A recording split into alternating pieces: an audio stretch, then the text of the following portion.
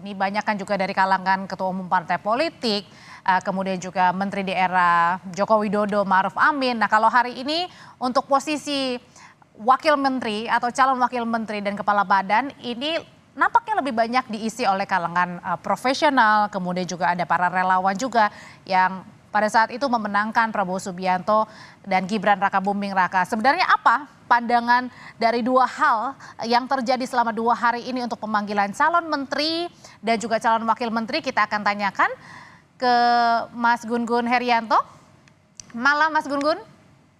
Selamat malam, Audrey. Ya, Mas Gun, ini kan kalau kita lihat apa yang terjadi selama 2 hari ini, kalau kemarin untuk calon-calon menterinya, banyak kan yang hadir adalah menterinya Pak Jokowi dan Pak Ma'ruf ya. Kemudian juga ada ketua umum partai politik di sana. Tapi kalau hari ini rasa-rasanya ini hampir 50 lebih begitu yang diisi dari calon wakil menteri maupun kepala badan, banyak diisi kalangan profesional, ada juga ketua relawan ya yang memenangkan Prabowo Gibran. Sebenarnya apa nih yang dilihat dari dua unsur ini antara calon menteri, calon wakil menteri dan juga kepala badan, Mas Gun?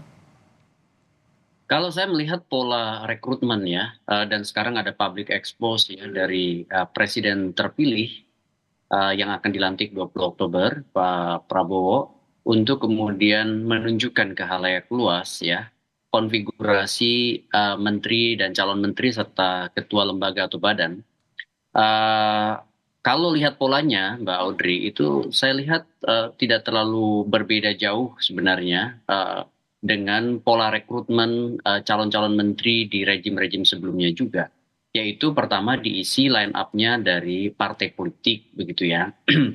Kemudian yang kedua, itu diisi oleh tim relawan yang atau tim sukses mungkin saja bukan berasal dari partai, tetapi sangat dekat dengan kekuatan partai politik. Ya, itu yang mungkin sejumlah nama juga kita bisa sebut. Kemudian yang ketiga, kelompok teknokrat profesional ya yang kemudian berasal dari akademisi maupun punya pengalaman korporasi. Tetapi sebagian diantaranya juga tentu proksi partai politik begitu ya, meskipun profesional tetapi berkelindahan terdekat dengan ya, irisannya dengan partai politik. Nah, nama-nama yang kemudian dipanggil baik sebagai menteri maupun sebagai wakil menteri dan kepala lembaga atau badan selama 2 hari ini memperteguh bahwa memang proses ya pemanggilan, proses penempatan atau yang sering disebut sebagai distribusi dan alokasi sumber daya manusia ke line up kabinet itu polanya sebenarnya tidak jauh berbeda. Yang membedakan kali ini adalah jumlahnya yang sangat banyak. Oke. Kalau dihitung-hitung itu total-total bisa seratusan ya jumlah calon menteri, wakil menteri, kepala badannya itu ya, Mas Ya, Gun? menteri aja bisa 48, 49 seingat saya yang kemarin yang dipanggil ya. Kemudian wamen ada beberapa kementerian yang diproyeksikan punya 2 wamen seperti Kementerian Luar Negeri ya, ada urusan eh, Islam dan Timur Tengah misalnya ya, ada Eropa dan Amerika. Ini tentu juga di sisi kementerian-kementerian lain. Jumlah wamen kali ini dari awal positioning kabinet Pak Prabowo itu jumlahnya banyak sekali. Saya melihat konfigurasi ini tidak bisa lepas dari dua aspek. Pertama aspek idealitas keinginan Pak Prabowo, yang kedua aspek realitas politik yang memang menunjukkan warna power sharing yang begitu kental gitu ya. Oke. Saya lihat yang kedua dulu, power sharing. Kita lihat aja hampir rata-rata yang dipanggil itu menunjukkan wajah betapa kompleksnya memang memelihara keseimbangan politik ya di antara kekuatan-kekuatan yang ada, terutama yang ikut berperan dalam proses koalisi baik di saat Ibaratnya ini yang turut berperan memenangkan Prabowo Gibran ya. ya betul, dan Mbak Audrey tahu bahwa koalisi di Indonesia berjalan 2 tahap ya. Koalisi kandidasi dan pada saat proses kandidasi pengusunan dan koalisi dalam pembentukan pemerintahan. Dan tidak selalu sama koalisi pada saat kandidasi dengan koalisi dalam pembentukan pemerintahan, sehingga pada saat pembentukan pemerintahan banyak juga yang awalnya berasal atau berada di luar atau menjadi kompetitor itu menjadi bagian juga dari kekuasaan. Dan sekarang kita lihat misalnya posisi PKB, ya kan, yang ikut serta juga, ya ada delegasinya juga atau representasinya, seperti Abdul Qadir Karding ya, kemudian juga Caimin dipanggil. Kemudian juga kita bisa lihat di Wamen, pemanggilan Wamen tadi ada Pak Mardiono, entah itu sebagai Wamen, entah itu kepala lembaga, ya. Dan tentu kita tahu bahwa PKB dan P3 pada saat Pilpres lalu berbeda Ya, kongsi. ya. Belum lagi ya tim relawan, tim sukses ya seperti Projo, Oke. dan juga tentu circle-nya Pak Jokowi yang kita sama-sama tahu kemarin ada 16 menteri yang pernah Jadi, membantu Pak jadi kalau di Jokowi. sini benar-benar memang terlihat keberlanjutan dalam artian orang-orangnya juga berlanjut ya, Mas Gun ya? Ya, betul sekali. Kalau melihat jumlah 16 menteri di era Pak Jokowi dipakai lagi atau berpotensi dipakai lagi karena belum definitif ya, untuk kemudian menjadi menteri dengan mungkin pergeseran pos kementerian, Hmm. plus ditambah juga dengan wamen yang melakukan politik akomodasi seperti misalnya PAN ya, selain Pak Zulhas dan Pak siapa namanya, Viva Yoga? uh, bukan, Pipa Yoga kan wamen ya. Ya. Itu tentu juga ada nama-nama seperti Bima Arya ya dari Partai Amanat Nasional.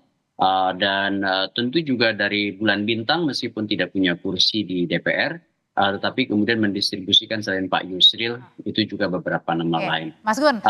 Ya, Tapi yang menarik di sini adalah ini ya, Menteri Keuangan dan wamen-wamennya ini sama ya. Sebenarnya apa sih pesan yang ingin ditonjolkan ini? Kalau yang tadi kan kalau kita lihat, oke mungkin menterinya pasti ada yang eranya Pak Jokowi, tapi kan nggak tahu nih mengisi posisi di mana. Tapi yang sudah kelihatan jelas nampaknya di Kementerian Keuangan, Menkinya sama Bu Sri Mulyani, kemudian wamen 1, wamen 2-nya juga masih sama ya. Ada Pak Suhasil dengan Pak Thomas Jiwandono. sebetulnya tidak mengagetkan ya karena prakondisi, terutama karena kalau kita melihat ya proyeksi politik anggaran Pak Prabowo, rasa-rasanya saya membaca pesan waktu ada memasukkan wamen di penghujung periode Pak Jokowi. Ini prediksi saya adalah penyiapan backbone ya, terutama untuk mendukung politik anggaran Pak Prabowo. Masuknya misalnya 2 orang wamen sekaligus. Nah pada saat itu tanda tanyanya adalah apakah akan menggantikan Bu Sri Mulyani atau memperkuat ya Bu Sri Mulyani di eranya Pak Prabowo. Ternyata yang terkonfirmasi adalah yang kedua. Jadi memasukkan wamen sudah menjadi prakondisi untuk menggarap ya perencanaan politik anggaran, terutama menyangkut pos-pos strategis ya dalam konteks distribusi dan alokasi, Oh. itu jauh lebih awal, sehingga ketika misalnya Bu Sri Mulyani masih bersedia menjadi bagian dari keberlanjutan rejim Pak Jokowi ke Pak Prabowo, itu kemudian semakin memperteguh wajah bahwa memang tim ekonomi terutama di Kementerian Keuangan itu sudah sebut aja dipersepsikan ya itu ready to go gitu ya. Jadi tidak kemudian men-set lagi dari awal karena beberapa bulan ini sudah melakukan proses itu begitu prakondisi sebelum tanggal 20 Oktober itu kemudian berjalan pemerintahan. Mas Gun, ada beberapa nama relawan yang mendukung Pak Prabowo juga ya pada saat kemarin ini berkontestasi. Ada nama Pak Budi Ari yang sekarang Menkominfo, tapi kalau rasa-rasanya dipanggil hari ini menjadi wakil ataupun kepala badan, kemudian juga ada dari Prabowo Jokowi mania berganti ke Prabowo mania, ada Bang Noel ya. Ini untuk mengakomodir apa nih? Ya, ini pertanyaan yang sebenarnya Audrey udah tahu lah ya, bahwa ya itu untuk melakukan politik akomodasi pada mereka yang kemarin ya punya waktu dan dedikasi mereka pada kemenangan Pak Prabowo gitu ya. Dan berjibakunya mereka tentu dihargai, diapresiasi. Dan itu suatu hal yang bukan hal baru juga, itu juga terjadi di era Pak Jokowi begitu. Meski ada Dan catatan juga pada saat ya. Menkominfo Pak Budi Ari ya menjadi Menkominfo begitu. Nah, betul ya. Memang kan banyak sekali problem kemarin di Kominfo dan memang portofolio Pak Budi Ari tidak cocok di Kementerian Komunikasi dan Informatika. Mungkin saya lihat berpotensi untuk digeser ke pos lain ya. Bisa saja lembaga atau badan karena dari menteri menjadi wamen rasa-rasanya sesuatu yang aneh ya. Kan sekarang sudah jadi menteri. Meskipun saya tentu punya catatan bahwa Kominfo memang bukan pos yang cocok dengan portofolio yang dimiliki oleh Pak Ya. Budi Ari, terutama ini menyangkut pengelolaan ya atau tata kelola baik itu manajemen data, manajemen informasi atau manajemen komunikasi, termasuk juga manajemen birokrasinya. Hmm. Hal ini tentu kita bisa lihat dari beberapa paradoks ya komunikasi yang mengemuka kemarin di era kepemimpinan Pak Budi Ari di Kominfo. Ya mungkin ya itu juga jadi pertimbangan kenapa kemudian Menkominfo itu rumors atau kemudian informasi yang berkembang ya yang belum tentu definitif itu dipindah ke Partai Golkar. Dalam konteks ini misalnya Mutia Hafid yang banyak menangani Komisi 1 ya.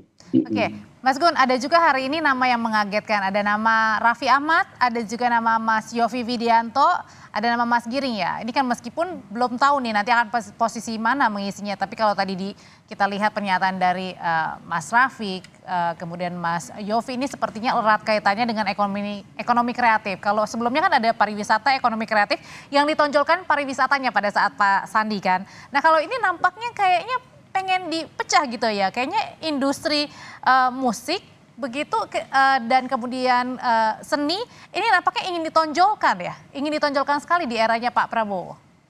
Ya memang ada kebutuhan strategis kalau itu ya, bahwa pariwisata dan ekonomi kreatif itu butuh pengelolaan yang sama-sama kuatnya, bukan satu lebih tinggi dibanding yang lain. Ya, jadi pariwisata dengan beragam destinasi dan tentu bukan hanya sekedar tempat ya, tapi juga tata kelola yang saya maksud. Itu tidak mudah ya, dibutuhkan kepiawaian, komitmen, jaringan.